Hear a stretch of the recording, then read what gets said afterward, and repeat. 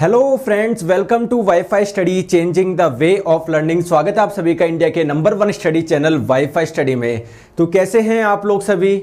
I hope सभी बहुत अच्छे होंगे, शानदार होंगे, जानदार होंगे। और आप लोग जानते हैं रोज सुबह 9:30 बजे अपनी क्लास होती है और आप लोगों की प्रिपरेशन को एक नए चार चांद लगाते हुए एक नई सीरीज हम लोग स्टार्ट कर रहे हैं, क्योंकि आप लोग जानते हैं ग्रुप डी में भी सिर्फ और सिर्फ 60 दिन बचे हैं, है ना। 60 दिन बचे हैं, 60 डेज बचे हैं और 25 नंबर की आप लोग की साइंस है ना। तो दोनों को साथ में लेके हुए हम लोगों को चलना है, जिससे हमारी बेस्ट प्रिपरेशन हो। दोनों में आप लोग की जनरल साइंस आती है, तो हम लोग की जो साइंस है वो बेटर हो, physics, chemistry, biology and environment, जो आप लोग की 10 तक की आती है। चलिए, इससे पहले मैं कुछ आपको बताता हूं दोस्तों। जिन भी स्टूडेंट्स का पेपर अभी एनटीपीसी में अपकमिंग शिफ्ट में है, जस्ट आफ्टर पेपर इस नंबर पे आप लोग अपने क्वेश्चंस व्हाट्सएप करना ना भूलें, ठीक है दोस्तों। चलिए, और मैं आप लोगों को बता देता हूं कि ये वाली क्लास आप लोगों को मिस नहीं करनी है। अगर आप लोगों को सिलेक्शन लेना है, अगर आपको अपनी साइंस स्ट्रॉन्ग करनी है, तो दोस्तों ये वाली क्लास भी आप लोग लीजिए। बिल्कुल फ्री क्लास होती है, डेली 1 PM पे होती है। साइंस के 1000 मोस्ट एक्सपेक्टेड क्वेश्चन यहाँ पर होते हैं। तो इस क्लास में आप लोगों को दोस्तों रैंक भी मिलती है साथ में, कि आप लोगों की क्या रैंक आ रही है ना। रोज 6-7 हजार बच्चे पेपर देते हैं, तो हर क्वेश्चन का साथ में सॉल्यूशन भी करता हूं। लास्ट में मैं आप लोगों को रैंक भी बताता हूं दोस्तों। काफी आपका इंप्रूवमेंट होगा। देखे तो देखो इसको। तो ये क्लास कहां पर मिलेगी? अनअकैडमी लर्निंग की ऐप डाउनलोड करें। वहां पर दोस्तों मेरा नाम सर्च करें, नीरज जांगड़। मुझे क्या कर ले, फॉलो कर ले। यहाँ पर स्पेशल क्लासेज में मिल जाएगी। गोल सेलेक्ट कर लेना SSC एग्जाम्स, इसके स्पेशल क्लासेज के सेक्शन में क्लास वो मिल जाएगी। आप लोगों से दोस्तों कोड पूछे, अगर आप लोग नए स्टूडेंट हो तो कोड पूछता है, तो कोड में डाल दो नीरज 11 डाल के अनलॉक कर दो, आ जाएगा awesome you have unlocked your free plan, ठीक है। तो चलिए स्टार्ट करते हैं आज का क्लास नंबर 1, ठीक है। चलिए फ्रेंड्स, आप सभी को गुड मॉर्निंग। चलिए स्टार्ट करते हैं बिना टाइम वेस्ट करे हुए। और आप लोगों के सामने पहला क्वेश्चन आने वाला है, तो आप लोग बताएंगे आंसर। चलिए, क्वेश्चन में आप लोगों से पूछा जा रहा है the second group of element, यानी तत्वों का दूसरा समूह क्या कहलाता है। आप लोग समझ पा रहे हो इस क्वेश्चन में क्या बोलना चाह रहा है? तो आप लोगों के पास में 4 ऑप्शन है। आइए देखते हैं दोस्तों। आप लोग सभी जानते हो जो पीरियोडिक टेबल है हमारे पास में, इसमें टोटल कितने ग्रुप है? टोटल 18 ग्रुप है। ग्रुप किसको बोलते हैं? वर्टिकल साइन को बोलते हैं। पहला, दूसरा, तीसरा, चौथा, 5वां, 7वां, ऐसा है ना। तो टोटल कितने? 18वां है। तो बोला जा रहा है कि ये जो दूसरा ग्रुप है ना, किसकी बात कर रहा हूं? इस वाले की बात कर रहा हूं, सेकंड वाले ग्रुप की मैं बात कर रहा हूं, सेकंड वाले ग्रुप की मैं बात कर रहा हूं। तो इसको क्या बोला जाता है दोस्तों? इस सेकंड वाले ग्रुप को बोला जाता है अल्कलाइन अर्थ मेटल, यानी क्षारीय मृदा धातुएं। क्या बोला जाता है? क्षारीय मृदा धातुएं। अब ये कौन कौन से हैं क्षारीय मृदा धातु दोस्तों? ये आपका देखो, बेटा मांगे कार, स्कूटर बाप रोए, इससे आप लोग याद रख सकते हो। तो बेरिलियम हो गया, मैग्नीशियम हो गया, कैल्शियम हो गया, स्ट्रोंशियम हो गया, बेरियम हो गया और आपका रेडियम हो गया। अब बात आती है कि इसको क्षारीय मृदा धातुएं क्यों बोला जाता है।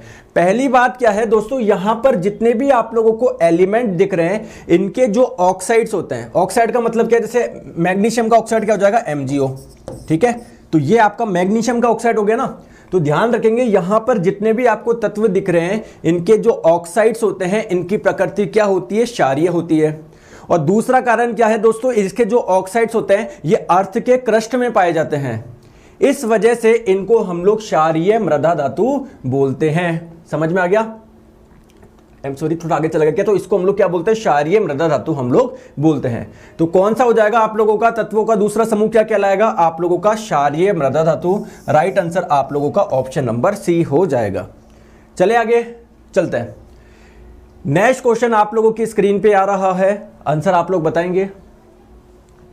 बताइए, कैलिफोर्नियम डैश समूह का एक सदस्य है। जो ये आपका कैलिफोर्नियम है, ये कौन से ग्रुप का मेंबर है, कौन से समूह का सदस्य है, ये आप लोगों को बताना है।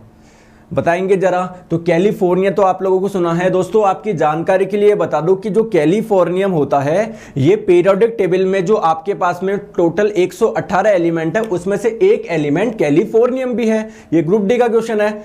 अब हम लोग को कैसे याद रखेंगे कि कैलिफोर्नियम क्या है, कहां पर है? तो ये समझते हैं।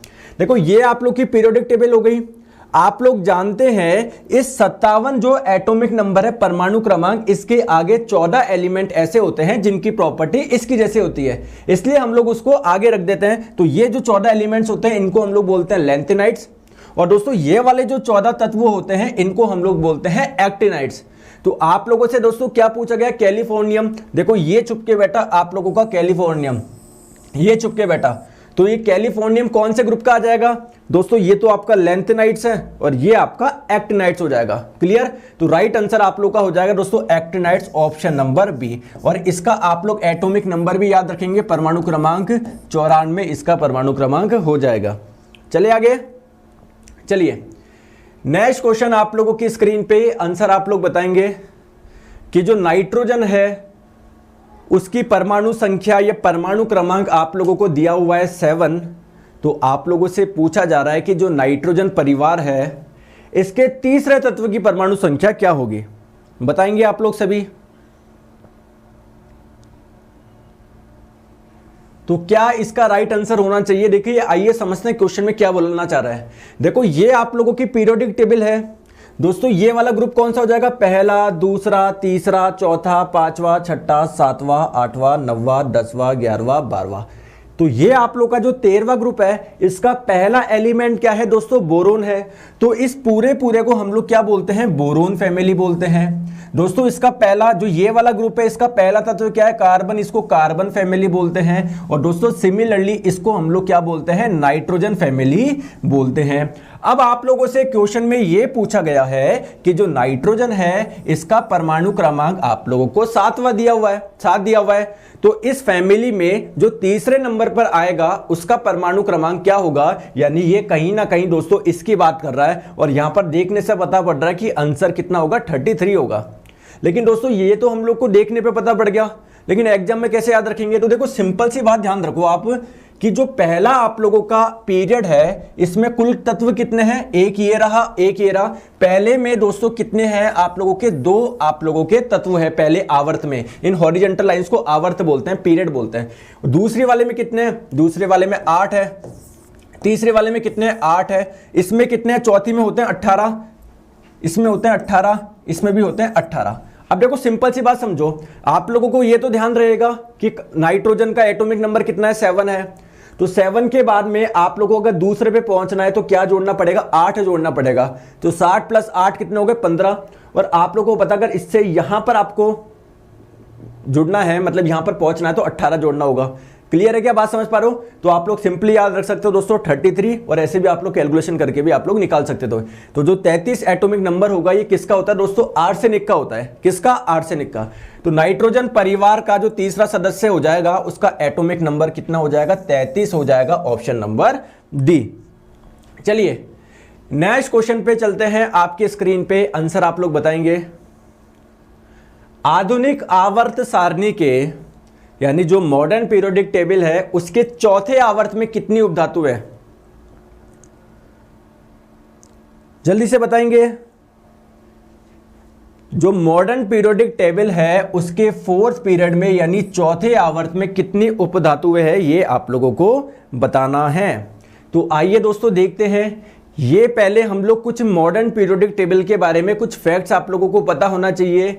जैसे अगर मैं आप लोगों से पूछूं कि हमारी पीरियोडिक टेबल में कुल एलिमेंट कितने हैं, तो कुल एलिमेंट आपके हो जाएंगे 118। समझ में आ गया क्या। अब दोस्तों जितने भी एलिमेंट्स होते हैं वो या तो मेटल होते हैं यानी या तो धातु होते हैं या अधातु होते हैं, और कुछ तत्व ऐसे भी होते हैं जिनकी प्रॉपर्टी धातु और अधातु दोनों की जैसे होती है, उनको हम लोग बोलते हैं उपधातु यानी मेटलॉइड। तो अगर हम लोग बात करें आपको इन 118 में से नेचुरली कितने मिले हैं, 94। अगर हम लोग बात करें आर्टिफिशियली कितने प्रोड्यूस करें, 24। अब इस 118 में से मेटल्स कितने, 91 मेटल है, नॉन मेटल कितने, 20 है, और मेटलॉइड यानी उपधातु कितने, 7 है। तो हम लोगों से टोटल उपधातु नहीं पूछा गया कि कितने हैं, वो तो 7 हो जाएंगे। पूछा गया पीरियोडिक टेबल में चौथे पीरियड में कितने हैं। तो देखो आइए देखते हैं। तो ये आप लोग की पीरियोडिक टेबल है दोस्तों। ये मैंने जो आप लोग को हाईलाइट कर रखा है ये आप लोगों के क्या हो जाएंगे, मेटलॉइड हो जाएंगे। तो बताएंगे चौथे पीरियड में कितने हैं। तो अगर बात करें ये आपका पहला पीरियड हो गया, ये दूसरा, ये तीसरा, ये चौथा। क्लियर। तो पहले में तो आपका एक भी उपधातु नहीं है, दूसरे में एक है, तीसरे में एक है, चौथे में कितने हैं दोस्तों, 2 उपधातु आप लोगों के हो जाएंगे। ठीक है। तो राइट आंसर कितना हो जाएगा, option number B 2 will be our correct answer. दोस्तों बस आप लोग रेगुलर क्लास लीजिए 9:30 बजे वाली, ठीक है। और अनअकैडमी पे जो फ्री क्लास होती है 1 बजे वाली, कोई भी आप लोग को प्रॉब्लम आने वाली नहीं है। चलो नेक्स्ट क्वेश्चन आप लोगों की स्क्रीन पे मेंडलीव ने जब कार्य को शुरू किया था, कौन सा कार्य करा था मेंडलीव ने? पीरियोडिक टेबल बनाई थी ना। कौन सा, क्या इस कार्य को क्या हम लोग बोलेंगे? तत्वों का वर्गीकरण ही तो बोलेंगे। यानी दोस्तों तत्वों के वर्गीकरण का मतलब है एक तरह के तत्वों को एक जगह रखना, एक तरह के तत्वों को एक जगह रखना। और इन्होंने ये काम क्या करके किया था? पीरियोडिक टेबल बना के किया था। तो उस समय टोटल एलिमेंट्स कितने ज्ञात थे? जैसे अभी मॉडर्न पीरियोडिक टेबल की बात करूं तो उसमें कुल तत्व कितने हैं दोस्तों? 118 है। लेकिन जब मेंडलीव ने बनाया था अपनी वाली पीरियोडिक टेबल तो उस समय दोस्तों जो नॉन एलिमेंट्स थे वो कितने थे? 63 थे। तो राइट आंसर आपका हो जाएगा ऑप्शन नंबर बी। चलिए दोस्तों आंसर आप लोग बताएंगे। क्वेश्चन आपकी स्क्रीन पे है, जब पीएच मान 7 से 14 की ओर बढ़ता है तो यह क्या दर्शाता है? ये आप लोगों को बताना है। जल्दी से बताएंगे। तो पहली बात तो आप लोगों को पीएच के बारे में पता होगा। पीएच क्या होता है दोस्तों? पीएच आप लोगों को बताता है अम्ल या क्षार के बारे में, कि दोस्तों कोई भी आप लोगों का अम्ल है या क्षार है। तो ध्यान रखेंगे अगर पीएच आपका 7 होता है इसका मतलब वो क्या है? उदासीन है, वो न्यूट्रल नेचर का है, ना ही आपका अम्लीय है ना ही क्षारीय है। लेकिन 7 से 14 की तरफ आप लोग चलते हैं तो ये आप लोगों का दोस्तों क्षारीय प्रकृति होती जाती है, बेसिक नेचर होती जाती है। और अगर आप लोग 7 से दोस्तों 0 की तरफ आते हैं तो ये आप लोगों का अम्लीय प्रकृति का होता जाता है, एसिडिक नेचर का होता जाता है। अब आप लोग सभी जानते हो दोस्तों अम्ल क्या होता है, क्षार क्या होता है। अम्ल आप लोगों के ऐसे सब्सटेंस है जो जल में घुलने पर हाइड्रोजन आयन का त्याग करे, जो हाइड्रोजन आयन का त्याग करे। और दोस्तों क्षार क्या होते हैं? ऐसे पदार्थ जो जल में घुलने पर OH- आयन का त्याग करे। तो ध्यान से देखेंगे अगर पीएच 7 से 14 बढ़ रहा है, 7 से 14 की ओर आ रहा है, इसका मतलब वो उतना ही ज्यादा बेसिक नेचर का होता जा रहा है, उतना ही ज्यादा क्षारीय प्रकृति का होता जा रहा है। तो दोस्तों वो बहुत ज्यादा क्या करेगा? OH- आयन का त्याग करेगा। वो बहुत ज्यादा स्ट्रॉन्ग बेस होगा, बहुत ज्यादा प्रबल क्षार होगा। तो क्या होगा दोस्तों? Increase in OH- ion concentration, इसकी सांद्रता में वृद्धि होगी। राइट आंसर आपका ऑप्शन नंबर बी हो जाएगा। क्लियर है क्या? चलिए नेक्स्ट क्वेश्चन आप लोगों की स्क्रीन पे, आंसर आप लोग बताएंगे। रदरफोर्ड के अल्फा कणों के प्रकीर्णन प्रयोग के परिणाम स्वरूप किसकी खोज हुई? ये आप लोगों को बताना है।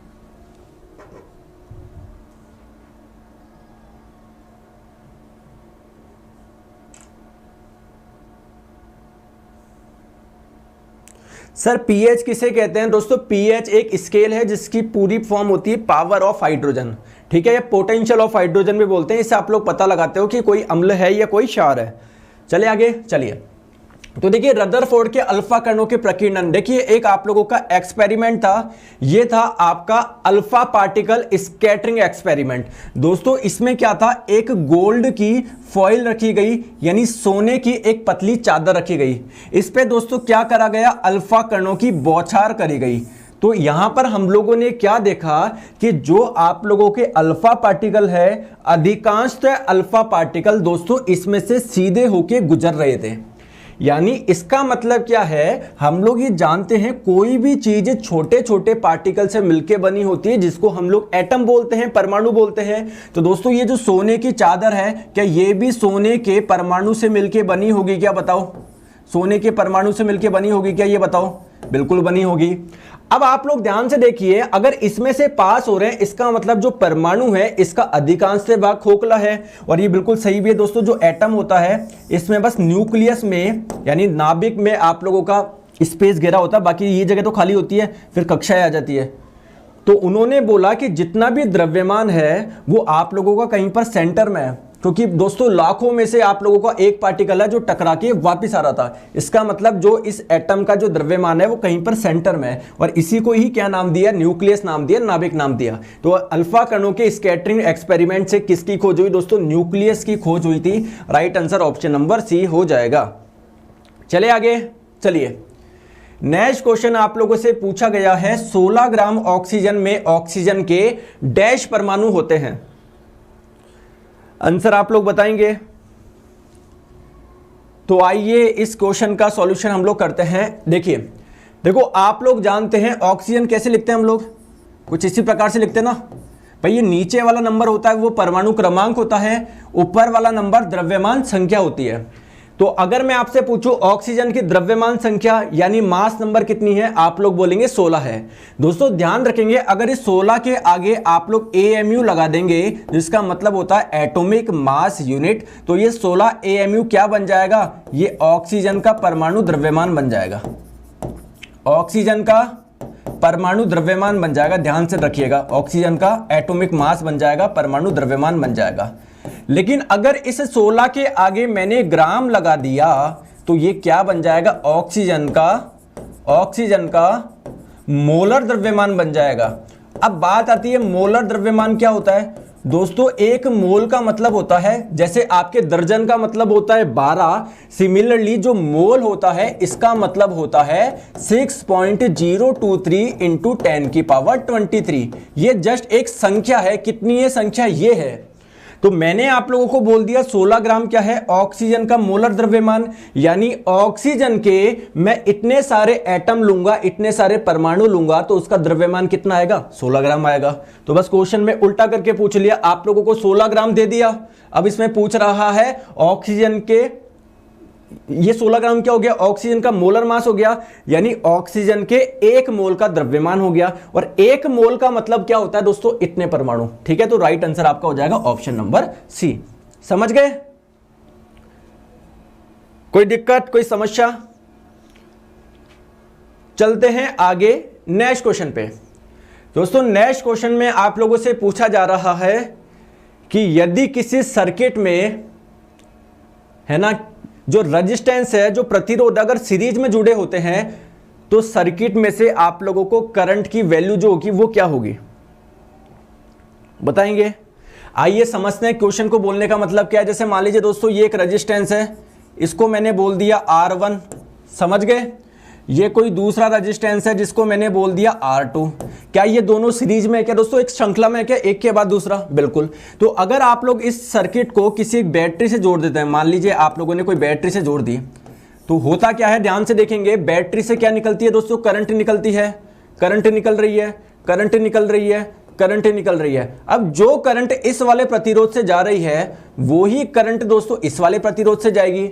समझ रहे हो बात को? तो जो विद्युत धारा का मान होता है वो दोनों प्रतिरोध में क्या होता है दोस्तों, समान होता है। अगर प्रतिरोध रेजिस्टेंस सीरीज में जुड़े होते हैं तो क्या हो जाएगा, remains the same. Option number A इसका करेक्ट आंसर हो जाएगा। चलो नेक्स्ट क्वेश्चन आप लोगों की स्क्रीन पे आंसर आप लोग बताएंगे। विद्युत बल्ब के एक फिलामेंट द्वारा 8 मिनट में 0.75 एम्पियर की धारा खींची जाती है, या फिर आप लोग बोल सकते हो इस फिलामेंट से 8 मिनट में इतने समय में इतनी करंट फ्लो कर रही है। तो आप लोगों को बताना है कि टोटल आवेश कितना प्रवाहित हुआ होगा। कभी केमिस्ट्री कभी फिजिक्स, बिल्कुल मयंक जी ऐसे ही हम लोग पढ़ेंगे। आप लोगों को ये ना सोचो एक क्वेश्चन केमिस्ट्री का रहा है एक फिजिक्स का, आप ये देखिए हर क्वेश्चन का बिल्कुल बेसिक से सॉल्यूशन मैं आपको बता रहा हूं, आपको कोई भी प्रॉब्लम नहीं आएगी। ठीक है, चलो आ जाओ। तो दोस्तों आप लोग को मैं बता दूं कि करंट क्या होता है, विद्युत धारा क्या होती है, इसको हम लोग I से रिप्रेजेंट करते हैं। करंट आपकी होती है आवेश प्रवाह की दर, यानी rate of flow of charge, यानी चार्ज कितना फ्लो हुआ, आवेश कितना प्रवाहित हुआ और कितने समय में, कितने टाइम में हुआ, कितने समय में हुआ। समझ गए बात को? आप लोगों को चार्ज निकालना है ना, आवेश निकालना है ना, तो चार्ज क्या हो जाएगा, आवेश आप लोगों का हो जाएगा करंट I इंटू टी। तो आप लोग मुझे बताइए करंट कितना है, करंट आप लोग बोलेंगे 0.75 एम्पियर है। तो क्या इसको मैं 3/4 लिख सकता हूं क्या, 3/4 एम्पियर। दोस्तों समय आप लोगों को बताना है, समय कितना है, 8 मिनट है। लेकिन ध्यान रखेंगे समय को आप लोग सेकंड में लेंगे। क्यों? क्योंकि आप लोगों से जो आवेश पूछा गया है वो किस में पूछा गया है, कूलम्ब में पूछा गया है। और कूलम्ब आप लोगों का एक SI मात्रक है, मतलब ध्यान रखेंगे हम लोगों को सारी चीजें SI मात्रक रखना है। तो टाइम का, समय का SI मात्रक सेकंड होता है। तो 8 मिनट का मतलब कितना हो गया, 60 इंटू 8 करोगे 480 हो गया। तो बस आप लोग इसको कैलकुलेट कर लो, 3/4 इंटू 480 करके देखो दोस्तों कितना आएगा। तो ये आप लोगों का कितना हो जाएगा, 120 हो जाएगा। सही बोल रहा हूं मैं? ठीक है, और 120 इंटू 3 360 हो जाएगा। तो 360 कूलम्ब आप लोगों का इसका राइट आंसर हो जाएगा। सर पीडीएफ विद सॉल्यूशन के साथ देना, बिल्कुल पीडीएफ विद सॉल्यूशन के साथ ही मिलेगी, टेंशन ना ले। सर अगर समांतर में जुड़े रहते तो क्या होता, बिल्कुल अच्छा क्वेश्चन है। तो देखिए अगर कोई दो प्रतिरोध, जैसे मान लीजिए एक आप लोग का ये R1 है और इसी के पैरेलल में, इसी के समानांतर में कोई दूसरा जुड़ा हुआ है, ठीक है। अब आपने इसको क्या दे दिया, मान लीजिए बैटरी से जोड़ दिया आपने, समझ गए। अब देखो यहां पर, तो अब की बार क्या होगा, अगर बैटरी से जो करंट निकलेगी, जा रही है दोस्तों, बट जाएगी ना, कुछ पार्ट इसमें जाएगा, कुछ पार्ट इसमें जाएगा। तो जब समांतर में होते हैं तो करंट का मान सेम नहीं होता है। चलिए आगे, चलो आगे। नेक्स्ट क्वेश्चन आप लोगों की स्क्रीन पे जल्दी से बताएंगे, क्वेश्चन का आंसर आप लोग बताएंगे जल्दी से।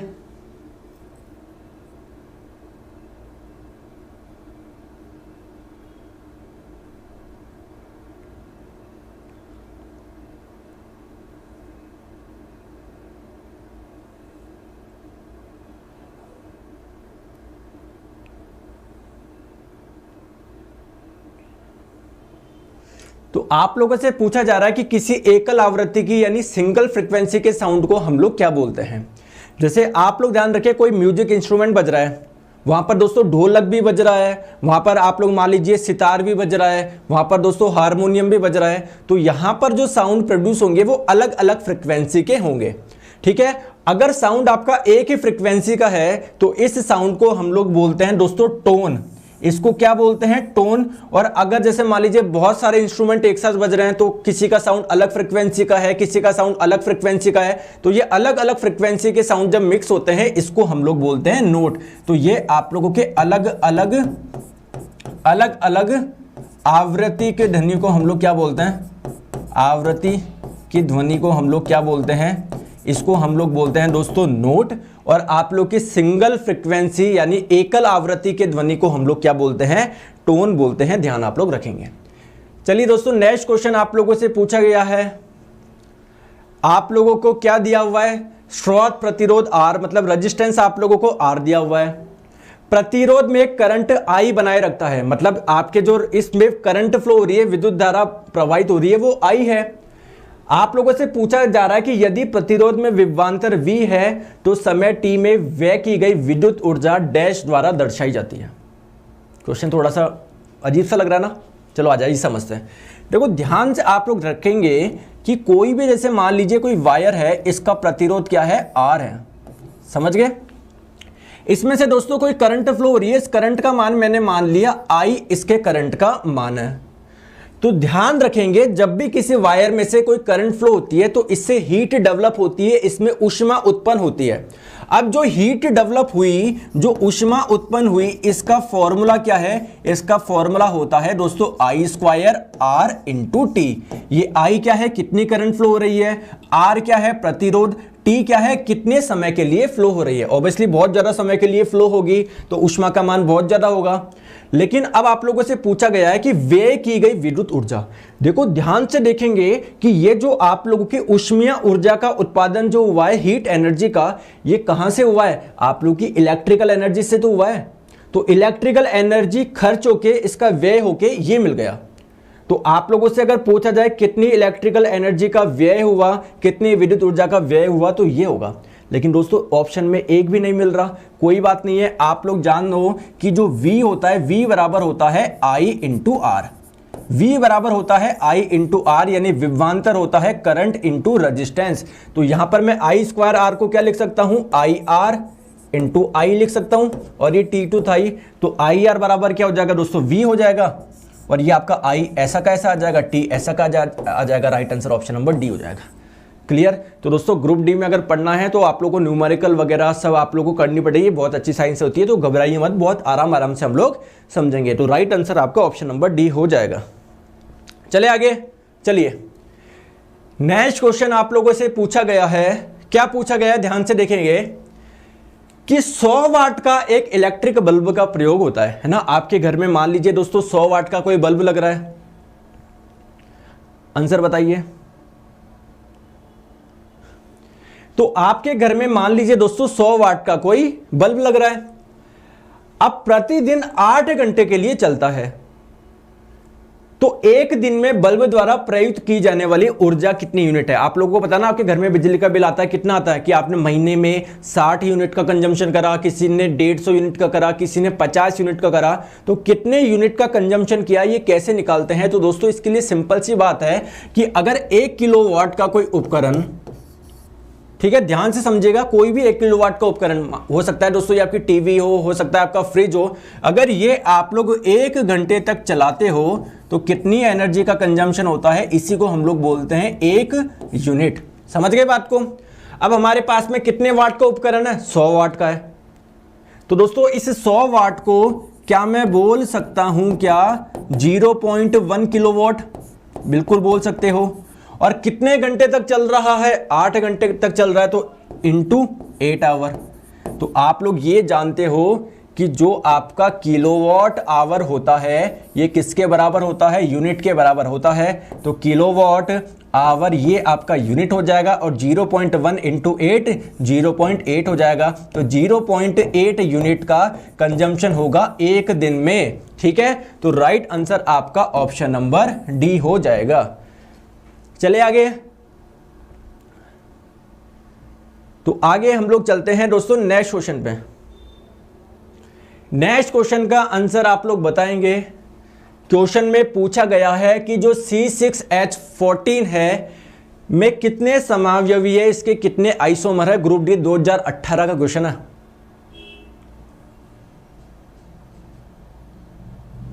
बताएंगे। तो पहले तो हम लोग समझते हैं दोस्तों, मुझे ये बताओ ये C6H14 है क्या? ये पहले तो ये बताओ ये है क्या? तो आप लोग जानते हैं जैसे मेथेन होता है, एथेन होता है, प्रोपेन होता है, पेंटेन होता है, ब्यूटेन होता है, वैसे ही दोस्तों C6H14 क्या है? ये आपका एक हेक्सेन है। इसको हम लोग क्या बोलेंगे? हेक्सेन बोलेंगे। ध्यान आप लोग रखेंगे। अब आप लोगों को इसके आइसोमर्स की संख्या बतानी है। इसके आइसोमर्स कितने होंगे? दोस्तों आइसोमर का मतलब होता है जिनके फॉर्मूले तो यही हो, C6H14 ही हो, लेकिन उनके स्ट्रक्चर अलग अलग प्रकार के हों। तो अगर बात करें आप लोग के इसके कितने आइसोमर होंगे, तो राइट आंसर आपका हो जाएगा ऑप्शन नंबर डी 5। कैसे होंगे सर? समझ में नहीं आया आइसोमर, समझाओ, इधर आओ। जैसे यहां पर आप लोग देखेंगे दोस्तों, इस चीज का फॉर्मूला क्या है? C6H14, जिसको भी मैं हेक्सेन बोल रहा था। दोस्तों यहां पर देखो, यहां पर क्या है? इसका भी फॉर्मूला C6H14 है, इसका भी C6H14 है, इसका भी C6H14 है, इसका भी C6H14 है। लेकिन स्ट्रक्चर में आप लोग देखो किस प्रकार से अंतर आ रहा है। यहां पर सभी कार्बन एक सीधी श्रृंखला, देखो ऐसे होगा CH, पूरा formula CH3 CH2 CH2 CH2 CH2 CH3। ठीक है, तो बस यहां पर पूरा हाइड्रोजन वाली वो नहीं लिखा, जस्ट आप लोगों को ये बताने के लिए कि तीनों में डिफरेंस क्या है, इन पांचों में डिफरेंस क्या है। तो देखो दोस्तों यहां पर सभी कार्बन एक सीधी रेखा में है। यहां पर दोस्तों आप लोग के 5 कार्बन तो एक सीधी रेखा में है, लेकिन दूसरे कार्बन पे ये जुड़ा हुआ है। यहां पर 5 कार्बन एक सीधी रेखा में है, लेकिन तीसरे कार्बन पे ये जुड़ा हुआ है। दोस्तों यहां पर देखो ये दूसरे वाले कार्बन पे 2 जुड़ा हुआ है। यहां पर देखो एक यहां पर जुड़ा हुआ है, एक यहां पर जुड़ा हुआ है। तो कहने का मतलब है दोस्तों, आप लोग देख पा रहे हो इन पांचों का फॉर्मूला दोस्तों क्या है? C6H14 ही है, लेकिन इनके जो आपस में जुड़े हुए हैं इनका स्ट्रक्चर अलग अलग है। इनको हम लोग बोलते हैं आइसोमर यानी समावयवी। तो अगर आप लोगों से पूछा जाए कि हेक्सेन के C6H14 के, है ना, आइसोमर्स कितने हो जाएंगे हेक्सेन के, तो 5 इसके आइसोमर हो जाएंगे। ये आप लोगों को ध्यान रखना है। कौन कौन से होते हैं ये आपको ध्यान नहीं रखना, सिंपली याद रखना, 5 होंगे। ठीक है, चलो आगे। नेक्स्ट क्वेश्चन आप लोगों की स्क्रीन पे, आंसर आप लोग बताएंगे। निम्नलिखित में से कौन सा कथन गलत है? Which one of these is incorrect? इनमें से गलत कौन सा है ये आप लोगों को बताना है, जल्दी से बताएंगे। तो size of solid is uncertain, यानी ठोस पदार्थों का आकार अनिश्चित होता है, ठोस पदार्थों का आयतन निश्चित होता है, ठोस पदार्थ कठोर होते हैं, और ठोस पदार्थ जो होते हैं वो लगभग असंपीडनीय होते हैं। तो दोस्तों जितने भी आप लोग के मैटर होते हैं इसकी अलग अलग स्टेट होती है, सॉलिड भी होते हैं, लिक्विड भी होते हैं, गैस। तो अभी जनरली अगर हम लोग इन 3 अवस्था की बात करें तो सॉलिड के बारे में आप लोग क्या बोलोगे? इसका शेप फिक्स है ना। जैसे मान लीजिए ये है आप लोग का कोई मार्कर, अभी सॉलिड स्टेट में है, इसका वॉल्यूम हम लोग कुछ भी मान लेते हैं। आप लोग मान लीजिए फॉर एग्जांपल इसका वॉल्यूम है 0.025 मीटर क्यूब, है ना। लेकिन ऐसा थोड़ी दोस्तों इसको मैं किसी ग्लास में डाल दूंगा तो इसका वॉल्यूम, इसका आयतन चेंज हो जाएगा। दोस्तों इसका आयतन तो फिक्स है, ठीक है। तो ध्यान रखेंगे ठोस पदार्थों का आयतन तो निश्चित होता है, यह बात तो सही है। और दोस्तों ये कठोर भी होते हैं, लिक्विड आपके गैसेस के जैसे नहीं, लिक्विड के जैसे नहीं है दोस्तों, जो आप लोग के सॉफ्ट होता है। अगर हम लोग बात करें ठोस पदार्थों का आकार अनिश्चित होता है, ये गलत बात है दोस्तों। इनका शेप क्या होता है, फिक्स होता है। ऐसे थोड़ी कि दोस्तों यहां पर इसका शेप कुछ इस प्रकार का है, कटोरी में डालोगे तो कटोरी जैसा शेप हो जाएगा। लिक्विड के साथ में होता है, लिक्विड को अगर आप लोग जिस कंटेनर में डालते हो वो उसी का शेप क्या कर लेता है, एक्वायर कर लेता है। तो ये स्टेटमेंट दोस्तों इसके लिए गलत है। राइट आंसर आपका ऑप्शन नंबर ए हो जाएगा। अब ये क्या होता है, जो आपके सॉलिड पार्टिकल होते हैं वो इनकंप्रेसिबल होते हैं, बिल्कुल सही बात है। जैसे देखो इधर देखो, तो यहां पर देखो ये जो आप लोगों के सॉलिड पार्टिकल होता है, अगर आप लोग इसको क्या कर रहे हो, हैमर कर रहे हो, तो ऐसा नहीं है दोस्तों कंप्रेस हो जाएगा, ये अंदर की ओर जा रहा है, ठीक है। तो मतलब जनरली आपके क्या होते हैं दोस्तों, इनकंप्रेसिबल होते हैं, असंपीडनीय होते हैं। जबकि गैस को तो आप लोग ऐसे दबा दो इसको, समझ रहे हो बात को। जबकि ये आप लोग के क्या होते हैं दोस्तों, इनकंप्रेसिबल होते हैं, लगभग, पूरा नहीं बोला मैंने, लगभग बोला, ठीक है। ध्यान आप लोग रखेंगे। चलो आगे नेक्स्ट क्वेश्चन आप लोगों के स्क्रीन पे, महिला जर्म सेल में गुणसूत्रों की संख्या कितनी है। तो देखो ये सेल होती क्या है, आप लोगों को पता है कि हमारे बॉडी की सबसे छोटी यूनिट को हम लोग सेल बोलते हैं। जैसे अगर मैं बोलूं दोस्तों ये दीवार है, आप लोग की पूरी दीवार है, ठीक है, दीवार है, तो ये बहुत सारी ईंटों से मिलकर बनी हुई है। तो दोस्तों इस एक ईंट को हम लोग क्या बोल देंगे, सेल बोल देंगे, कोशिका। और इस पूरी वॉल को हम लोग क्या बोल देंगे, हमारा शरीर बोल देंगे। तो दोस्तों हमारा जो शरीर है क्या वो कोशिकाओं से मिलकर बना है क्या, हमारा हाथ में भी बहुत सारी कोशिकाएं, पैर में भी बहुत सारी कोशिकाएं। तो ध्यान रखेंगे दोस्तों, सेल में क्या होता है, आपके सेल में यानी कोशिका में क्या पाया जाता है, क्रोमोसोम पाए जाते हैं। तो अगर आप लोगों से पूछे कि क्रोमोसोम कितने होते हैं, तो ध्यान रखेंगे दोस्तों 23 पेयर होते हैं। कितने होते हैं, 23 पेयर का मतलब 46 क्रोमोसोम होते हैं हमारे ह्यूमन बॉडी की सेल में।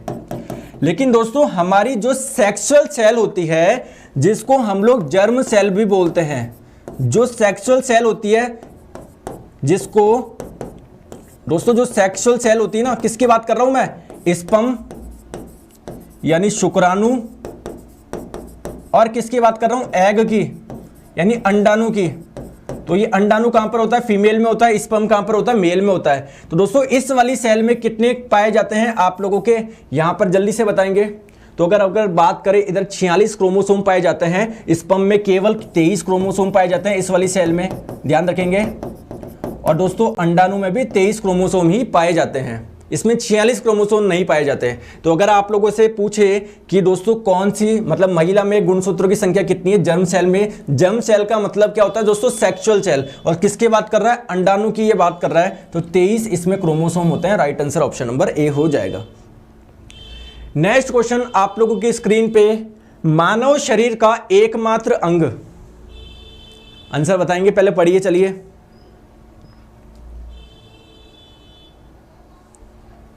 तो मानव शरीर का एकमात्र अंग जो पुनः विकसित हो सकता है, मतलब दोस्तों अगर मान लीजिए उसका कुछ पार्ट डिफेक्ट भी हो गया तो वो अपने आप को रीजनरेट कर लेता है। जैसे कहने का मतलब है, आप लोगों ने देखा होगा छिपकली की अगर पूंछ कट जाती है तो उसकी पूंछ क्या वापस डेवलप हो जाती है क्या। सिमिलरली हमारा ऐसा कौन सा ऑर्गन है दोस्तों जिसका कुछ पार्ट अगर आपका डिफेक्ट भी आ गया उसमें, तो वो अपने आप को दोस्तों रीजनरेट कर लेगा। कौन सा पार्ट है हमारी बॉडी का दोस्तों, वो है आप लोग का लीवर यानी जिगर। अगर मैं आप लोगों से पूछूं जिगर बोल लो या यकृत बोल लो, ठीक है, तो ध्यान रखें लीवर को जिगर भी बोलते हैं। ये क्वेश्चन आप लोग के आया हुआ है एनटीपीसी 2016 में, वहां पर जिगर दिया हुआ था। आप लोगों ने लीवर की हिंदी, हम लोग सिर्फ यकृत जानते जनरली है ना, तो जिगर भी आप लोग ध्यान रखेंगे। अब देखो एक चीज ध्यान रखो, अगर मैं आप लोगों से पूछूं लीवर की लोकेशन कहां पर होगी, यहां पर होगी, यहां पर होगी, कहां पर होगी, तो लीवर की लोकेशन की बात कर, देखो ये रेड वाला पार्ट दिख रहा है, तो ये आप लोग का हो जाएगा दोस्तों लीवर की लोकेशन आपके रिब्स के अंदर, पसलियों के अंदर, है ना। तो राइट आंसर आपका ऑप्शन नंबर सी आ जाएगा। दोस्तों लीवर का काम क्या होता है, ये आप लोग के टॉक्सिक रिमूवर का काम करता है। टॉक्सिक रिमूवर का मतलब क्या है दोस्तों, अगर आप लोगों के बॉडी में कोई जहरीला पदार्थ है तो ये इसको दोस्तों हमारी बॉडी से बाहर निकालता है। मतलब इस जो भी आपका जहरीला पदार्थ होता है दोस्तों, उसको किसी दूसरे कंपाउंड में बदल देता है जो हमारी बॉडी के लिए नुकसानदायक नहीं है। इसलिए दोस्तों जब भी कोई व्यक्ति सुसाइड करता है पॉइजन लेके, तो सबसे पहले जो टेस्ट किया जाता है उसके लीवर को किया जाता है, क्योंकि दोस्तों हो सकता है उसने जो पॉइजन लिया हो वो इतना स्ट्रांग हो कि लीवर उसको कन्वर्ट ही नहीं कर पाया हो। तो उससे पता पड़ता है कि उसने किस क्वालिटी का पॉइजन लिया है। तो सबसे पहले दोस्तों सुसाइड के केस में जो भी पॉइजन से होती है तो उसमें लीवर का पोस्टमार्टम किया जाता है। चलिए आगे, चलिए नेक्स्ट क्वेश्चन आप लोगों से पूछा गया है कि इनमें से कौन सा सेरिबेलम से संबंधित है अनुमस्तिष्क से। अनुमस्तिष्क आप लोगों का क्या होता है, ये ब्रेन का ही एक भाग है। हमारे ब्रेन के बहुत सारे भाग होते हैं, तो उसमें से दोस्तों एक भाग आपका अनुमस्तिष्क भी है। तो इसका क्या काम है ये आप लोगों को बताना है। जल्दी से बताएंगे।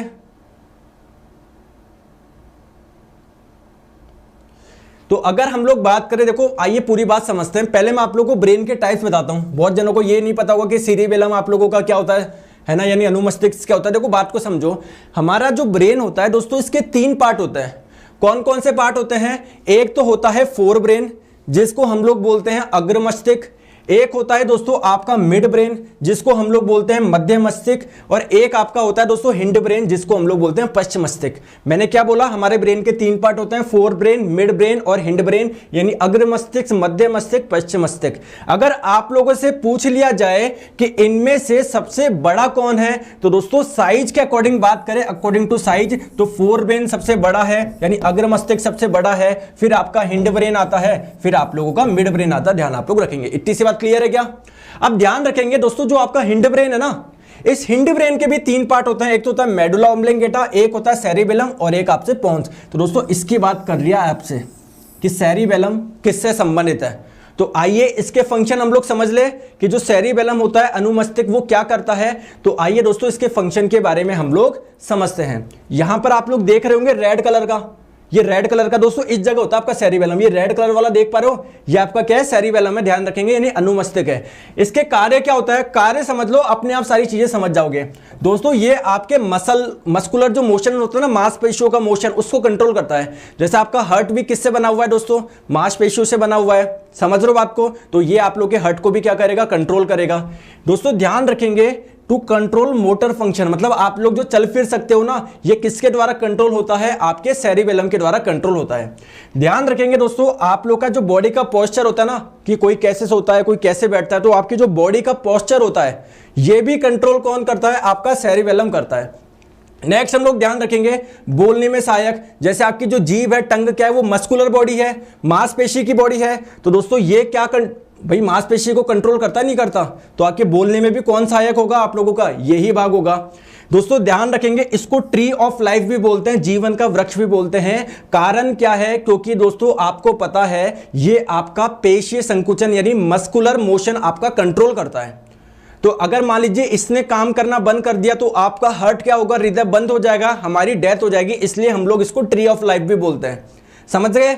और ध्यान रखेंगे, कोई भी व्यक्ति अगर अल्कोहल का कंजम्पशन करता है तो ब्रेन का कौन सा पार्ट अफेक्ट होता है। तो ध्यान रखेंगे दोस्तों, अगर हम लोग बात करें शराब पीने से जो सेरिबेलम होता है अनुमस्तिष्क, ये वाला पार्ट आपका अफेक्ट होता है। तो अब जल्दी से उसका आंसर बता दीजिए, उस वाले क्वेश्चन का,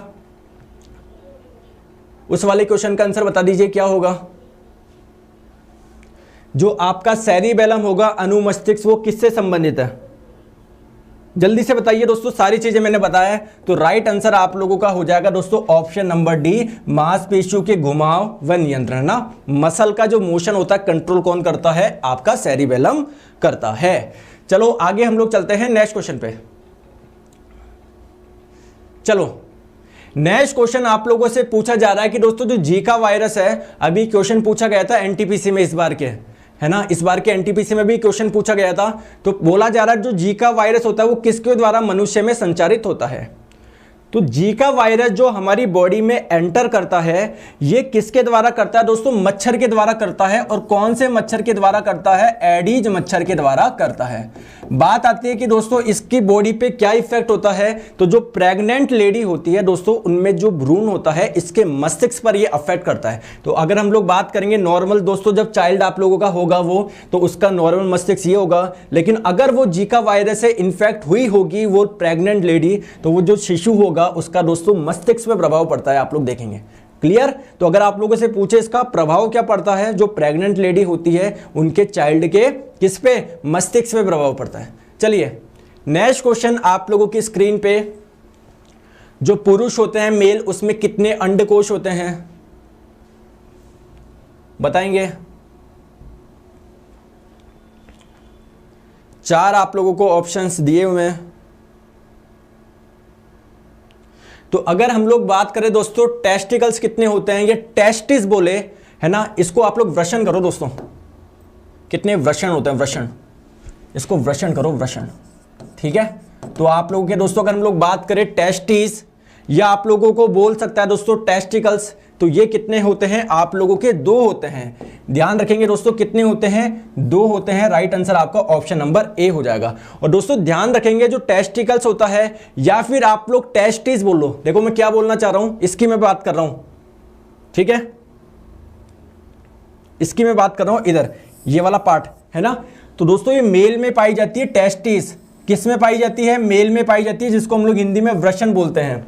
तो ये एक प्रकार की ग्लैंड है दोस्तों। ग्लैंड का मतलब क्या होता है, जिनसे कोई ना कोई सब्सटेंस निकलते हैं, ऐसे अंग को हम लोग ग्लैंड बोल देते हैं, ग्रंथि बोल देते हैं। और अगर इन ग्रंथि से हार्मोन्स निकलते हैं तो ऐसी ग्रंथि को हम लोग अंतःस्रावी ग्रंथि यानी एंडोक्राइन ग्लैंड बोलते हैं। तो ध्यान रखेंगे जो वृषण है एक अंतःस्रावी ग्रंथि है। तो ये अगर एक अंतःस्रावी ग्रंथि है तो इससे कुछ हार्मोन्स भी निकलते होंगे।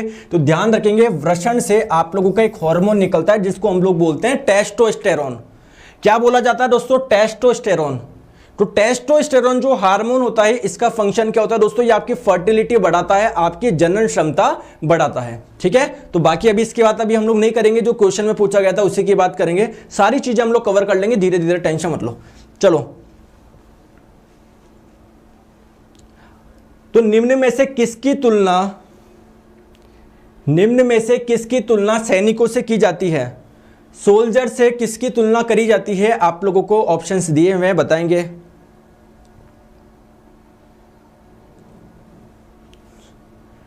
तो किसकी तुलना सैनिकों से की जाती है, तो देखिए आप लोगों को पता है अगर आपकी बॉडी में कोई भी फॉरेन पार्टिकल आता है जिसकी वजह से आप लोगों को बीमारी हो सकती है, जैसे मान लीजिए कोई बैक्टीरिया है, कोई वायरस है, तो इनको तो हम लोग बोलते हैं एंटीजन यानी प्रतिजन। और इनसे लड़ने के लिए आपकी जो बॉडी होती है एक विशेष प्रकार के प्रोटीन बनाती है जिसको हम लोग बोलते हैं एंटीबॉडी यानी प्रतिरक्षी। तो एंटीबॉडी का जो निर्माण होता है दोस्तों कहां से होता है, आप लोगों के WBC से होता है दोस्तों, व्हाइट ब्लड सेल से होता है। इसलिए व्हाइट ब्लड सेल को हम लोग क्या बोलते हैं, सोल्जर्स ऑफ बॉडी बोलते हैं, यानी हमारे शरीर का सैनिक बोलते हैं। और यह भी ध्यान रखेंगे कि WBC आप लोगों के कितने प्रकार के होते हैं, 5 प्रकार के होते हैं। तो उसमें से कौन से प्रकार से आपके एंटीबॉडी बनता है, तो ध्यान रखेंगे आप लोग का WBC 4 प्रकार का होता है। कौन कौन सा, मोनोसाइट हो गया, आपका लिम्फोसाइट हो गया, न्यूट्रोफिल हो गया, बेसोफिल हो गया, एस्नोफिल हो गया। आप लोगों से पूछा जाता है WBC के कौन से प्रकार से एंटीबॉडी का निर्माण होता है, दोस्तों ध्यान रखेंगे लिम्फोसाइट है ना, इसी से ही एंटीबॉडी का निर्माण होता है। और जिस व्यक्ति को एड्स हो जाता है तो एड्स में जो लिम्फोसाइट होते हैं ये ही क्या हो जाते हैं दोस्तों, नष्ट हो जाते हैं। तो आपकी बॉडी किसी भी बीमारी के खिलाफ एंटीबॉडी बना ही नहीं पाती है। चलो आगे, नेक्स्ट क्वेश्चन आप लोगों के स्क्रीन पे, ये क्वेश्चन भी अभी एनटीपीसी में पूछा गया था कल या परसों वाले क्वेश्चन, कल या परसों वाली शिफ्ट में। तो क्वेश्चन में पूछा गया है कार्बन के डैश अपर रूप, है ना, ये क्या होगा दोस्तों, अपर रूप होगा, अपर रूप। अपर रूप कर लीजिएगा, इसको मैं यहां पर लिख देता हूं, ये आपका अपर रूप होगा, अपर रूप यानी एलोट्रोप बोल रहा है। तो बोला जा रहा है कार्बन के डैश अपर रूप में, कार्बन के कौन से अपर रूप में जो कार्बन परमाणु होते हैं फुटबॉल के जैसे क्या होते हैं, अरेंज होते हैं। तो ये आप लोगों का राइट आंसर हो जाएगा दोस्तों फुलरीन। देखो ये आप लोगों का फुलरीन है। तो फुलरीन में क्या दोस्तों, ये ब्लैक ब्लैक आप लोग देख पा रहे हो, ये क्या है आपके कार्बन है। और ये टोटल जो कार्बन की संख्या यहां पर देख पा रहे हो वो कितनी है दोस्तों, 60 है। और कैसे अरेंज है दोस्तों, एक फुटबॉल टाइप के स्ट्रक्चर में अरेंज है, ठीक है। तो ये इसका आंसर हो जाएगा फुलरीन। फुलरीन बोल लो या दोस्तों C60 बोल लो। C60 का मतलब है कि इसमें आप लोगों के 60 कार्बन अरेंज है ना। तो राइट आंसर आपका ऑप्शन नंबर सी हो जाएगा। नेक्स्ट क्वेश्चन आप लोगों की स्क्रीन पे आंसर आप लोग बताएंगे। क्वेश्चन आपकी स्क्रीन पे है, डैश की सतत वृद्धि के कारण किसी समूह में परमाणु त्रिज्या में वृद्धि होती है। जैसे आप लोग जानते हैं दोस्तों कि जो पीरियोडिक टेबल होती है, ठीक है, उसके ये जो वर्टिकल्स आपकी लाइन होती है, ऊर्ध्वाधर पंक्तियां, इसको हम लोग क्या बोलते हैं, ग्रुप बोलते हैं। और ध्यान रखेंगे जब भी किसी ग्रुप में नीचे ऊपर से नीचे आते हो तो जो परमाणु त्रिज्या होती है, परमाणु त्रिज्या यानी एटॉमिक रेडियस, वो परमाणु त्रिज्या क्या होती है दोस्तों, बढ़ती है, बढ़ती है। तो आप लोगों से यही पूछा गया है कि इसका कारण क्या है, बढ़ने का कारण क्या है। तो बढ़ने का कारण होता है दोस्तों इलेक्ट्रॉन के शेल बढ़ते हैं। आप लोग बोलेंगे समझ में नहीं आया, तो आइए मैं समझा देता हूं। यहां पर पहले ग्रुप में दोस्तों यहां पर आता है आपके हाइड्रोजन, फिर आपके आता है लिथियम, फिर आता है सोडियम, फिर आता है पोटेशियम। तो एक काम करते हैं दोस्तों, इस 3 एग्जांपल से हम लोग समझ ले। तो ये आप लोगों का हाइड्रोजन हो गया, इसका परमाणु क्रमांक होता है 1, लिथियम का होता है दोस्तों 3, सोडियम का होता है आपका 11। तो दोस्तों ध्यान रखेंगे जो एटॉमिक नंबर होता है परमाणु क्रमांक, उतने ही उसमें प्रोटॉन की संख्या होती है। यानी हाइड्रोजन में प्रोटॉन कितने होंगे, 1 होंगे, और जितने प्रोटॉन होते हैं उतने इलेक्ट्रॉन होते हैं। यानी हाइड्रोजन में इलेक्ट्रॉन्स कितने होंगे, 1 होंगे। इसमें दोस्तों 3 इसका एटॉमिक नंबर है, तो इलेक्ट्रॉन्स भी कितने होंगे, 3 होंगे। 11 इसका एटॉमिक नंबर है, परमाणु क्रमांक है, तो इसमें इलेक्ट्रॉन कितने होंगे, 11 होंगे। चलो ठीक है। अब आप लोग देखेंगे दोस्तों आपके जो इलेक्ट्रॉन्स होते हैं वो कहां पर होते हैं। ये तो आपका न्यूक्लियस हो गया, नाभिक हो गया, पहली कक्षा, दूसरी कक्षा, इन कक्षाओं में आपके इलेक्ट्रॉन होते हैं। तो दोस्तों पहली कक्षा में अधिकतम इलेक्ट्रॉन कितने आ सकते हैं, 2 आ सकते हैं। इसके पास में तो 1 ही इलेक्ट्रॉन है, तो ये पहली कक्षा में आ जाएगा, पहली कक्षा में 1 इलेक्ट्रॉन। इसके पास में 3 है तो 2 पहली कक्षा में आ जाएंगे, बाकी का 1 अगली कक्षा में चला जाएगा। इसके पास में 11 है, पहली कक्षा में 2 आ जाएंगे, दूसरी कक्षा की कैपेसिटी होती है 8, तो 8 इसमें आ गए, बचा इसमें 1, तो 1 अगली कक्षा में चल जाएगा। तो आप लोग देखोगे जैसे आप लोग ऊपर से नीचे की ओर आ रहे हो दोस्तों, शेल यानी कोशों की संख्या बढ़ती जा रही है ना। यहां पर दोस्तों केवल 1 शेल है, यहां पर 2 शेल है, यहां पर 3 शेल है। शेल का मतलब है कक्षा है। जैसे मान लो ये एक पहली कक्षा, ये दूसरी कक्षा, ये तीसरी, ये चौथी। तो ऊपर से नीचे आने पर दोस्तों इलेक्ट्रॉन के शेल बढ़ रहे हैं, इलेक्ट्रॉन कोश बढ़ रहे हैं, जिसकी वजह से परमाणु त्रिज्या वो बड़ा होता जा रहा है। चलिए आगे, चलो नेक्स्ट क्वेश्चन आप लोगों की स्क्रीन पे आंसर आप लोग बताएंगे।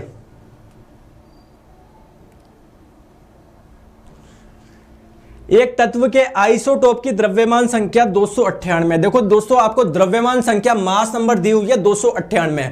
द्रव्यमान संख्या क्या होती है, प्रोटॉन प्लस न्यूट्रॉन के संख्या के योग को हम लोग द्रव्यमान संख्या बोलते हैं। तो द्रव्यमान संख्या आप लोगों को दी हुई है दोस्तों 298। चलो आप लोगों से बोला जा रहा है इसके नाभिक में 196 न्यूट्रॉन है। भाई जो आपके न्यूट्रॉन्स होते हैं वो न्यूक्लियस में तो होते हैं, नाभिक में तो होते हैं, भारी कक्षाओं में तो इलेक्ट्रॉन होते हैं। तो आपके नाभिक में इलेक्ट्रॉन की संख्या कितनी है, 196।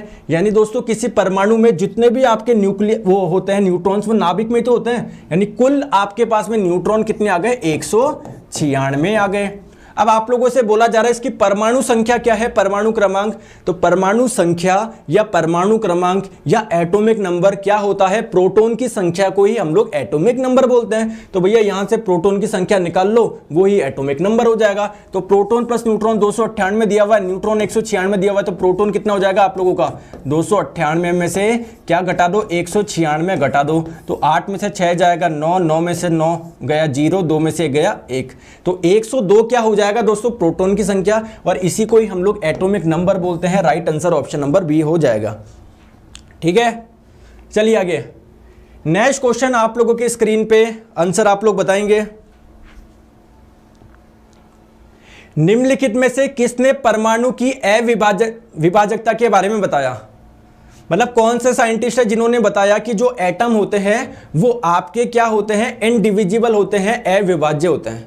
तो दोस्तों आपके जो डाल्टन थे साइंटिस्ट, इन्होंने बताया कि कोई भी मैटर होता है, कोई भी पदार्थ, वो बहुत छोटे छोटे कणों से मिलकर बना होता है। और उन छोटे कणों को इन्होंने नाम दिया एटम यानी परमाणु। और इन्होंने ये भी बताया कि परमाणु आपका और डिवाइड नहीं हो सकता, ये सबसे छोटा पार्टिकल है। ठीक है, तो ये किसने बताया, डाल्टन ने बताया। लेकिन दोस्तों इनकी अवधारणा गलत साबित हुई, क्योंकि इन्होंने बताया कि एटम परमाणु सबसे छोटा है। इसके बाद में दोस्तों इलेक्ट्रॉन की भी डिस्कवरी हो गई, प्रोटॉन की हो गई, न्यूट्रॉन की हो गई। फिर हमको पता पड़ा नहीं यार, एटम से यानी परमाणु से भी छोटे और पार्टिकल आपके पाए जाते हैं।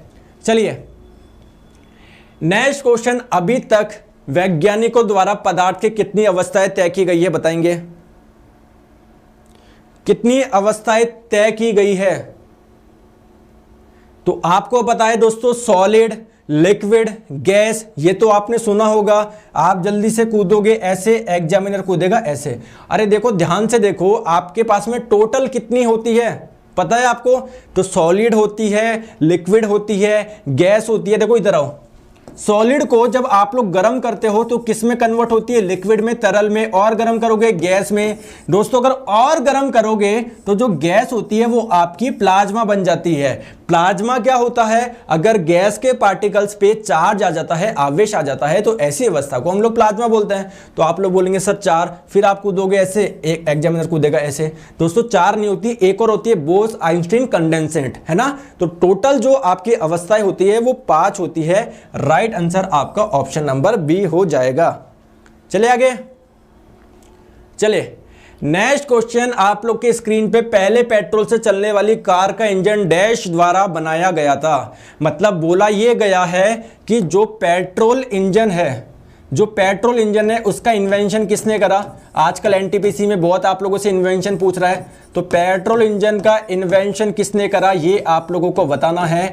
तो दोस्तों आप लोगों को एक ट्रिक याद रखनी है। मेरे पास मर्सिडीज बेंज कार है, हालांकि मैं फेंक रहा हूं लेकिन आपको याद करवाने के लिए, मेरे पास मर्सिडीज बेंज कार है, ठीक है, पेट्रोल है ना, मेरे पास मर्सिडीज बेंज पेट्रोल कार है। तो इससे आप लोग ध्यान रखेंगे, पेट्रोल इंजन का जो इन्वेंशन करा वो किसने करा? दोस्तों बेंज नाम के कुछ ही साइंटिस्ट ने करा। तो पूरा नाम हो जाएगा कार्ल बेंज। तो राइट आंसर आपका ऑप्शन नंबर बी हो जाएगा। चले आगे, चलिए नेक्स्ट क्वेश्चन आप लोगों से पूछा गया है, एन कोश में यानी एन शेल में कितने इलेक्ट्रॉन आ सकते हैं ये आप लोगों को बताना है। कितने इलेक्ट्रॉन आ सकते हैं? तो आइए दोस्तों देखते हैं। ये आपका हो गया न्यूक्लियस, नाभिक। ये पहली कक्षा, ये दूसरी कक्षा, ये तीसरी कक्षा, ये चौथी कक्षा। तो ये पहले नंबर की कक्षा हो गई, ये दूसरी कक्षा हो गई, ये तीसरी कक्षा हो गई, ये चौथी कक्षा हो गई। लेकिन ध्यान रखेंगे यहां पर हम लोग पहली, दूसरी, तीसरी, चौथी नाम नहीं देके इसको हम लोग के शेल बोल देते हैं, यानी के कोश, इसको एल कोश, इसको एम कोश, इसको एन कोश। तो आप लोगों से दोस्तों एन कोश में पूछा गया है, तो आंसर बताएंगे कितना होगा। तो उसका फॉर्मूला होता है, किसी भी कोश में दोस्तों, किसी कक्षा में अधिकतम इलेक्ट्रॉन्स की जो संख्या का फॉर्मूला होता है, अधिकतम इलेक्ट्रॉन्स की संख्या का फॉर्मूला वो होता है 2n²। तो यहां पर दोस्तों k का मतलब क्या है? n बराबर 1 पहली कक्षा, ये n बराबर 2, ये n बराबर 3 और ये आपका n बराबर 4। तो आपको किस में निकालना है? n में निकालना है, यानी दोस्तों इस वाले में निकालना है। तो n बराबर 4 रखेंगे, 4 का स्क्वायर 16, तो 2 × 16 आप लोग का 32 राइट आंसर हो जाएगा। 32 इलेक्ट्रॉन आ सकता है अधिकतम, ठीक है। चलेंगे दोस्तों नेक्स्ट क्वेश्चन पे, एथेनॉल के एक अणु में कितने हाइड्रोजन परमाणु होते हैं? एथेनॉल के एक अणु में कितने हाइड्रोजन परमाणु होते हैं? तो आप लोगों को पहले तो यह बताना है कि दोस्तों ये जो एथेनॉल होता है इसका दूसरा नाम क्या है? तो एथेनॉल का दोस्तों दूसरा नाम होता है एथिल एल्कोहल। क्या होता है? एथिल एल्कोहल, इसका दूसरा नाम है एथिल एल्कोहल। चलो ठीक है, अगर हम लोग बात करें इसका फॉर्मूला क्या होता है, तो इसका फॉर्मूला होता है आपका C2H5OH। क्या होता है? C2H5OH। तो कितने हाइड्रोजन हो जाएंगे दोस्तों? 5 ये रहा, 1 ये रहा, दोस्तों टोटल 6 हो जाएंगे। Option number C. समझ गए?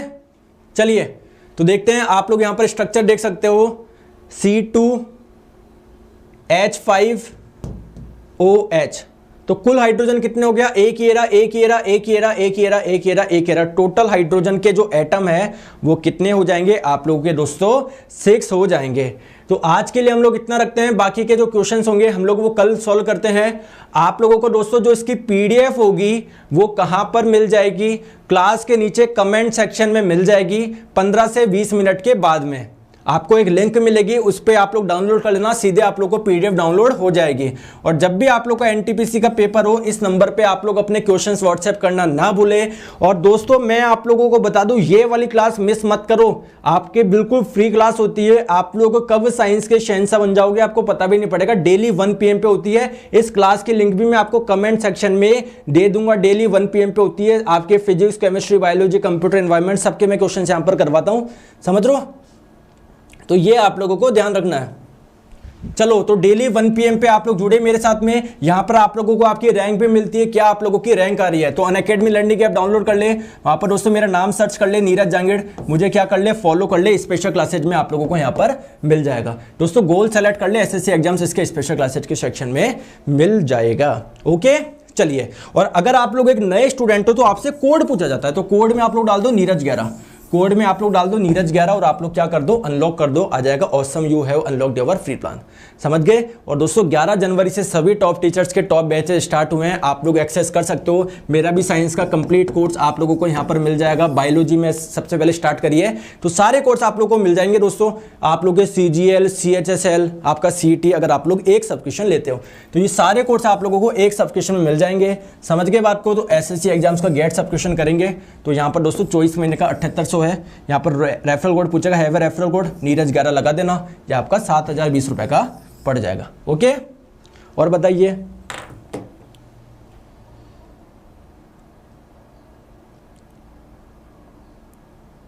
सर चैप्टर वाइज MCQ भी कराऊं। अरे विन्नू जी, यहां पर जो मैं MCQ करा रहा हूं मेरी गारंटी है आप लोगों को कोई भी MCQ ऐसा नहीं लगेगा कि सर मैं इसको समझ नहीं पा रहा हूं। बिल्कुल बेसिक से हम लोग एक्सप्लेन करेंगे, सभी तरह के क्वेश्चंस करेंगे, मजा आ जाएगा आप लोगों का। ठीक है, टेंशन ना लो आप बिल्कुल भी।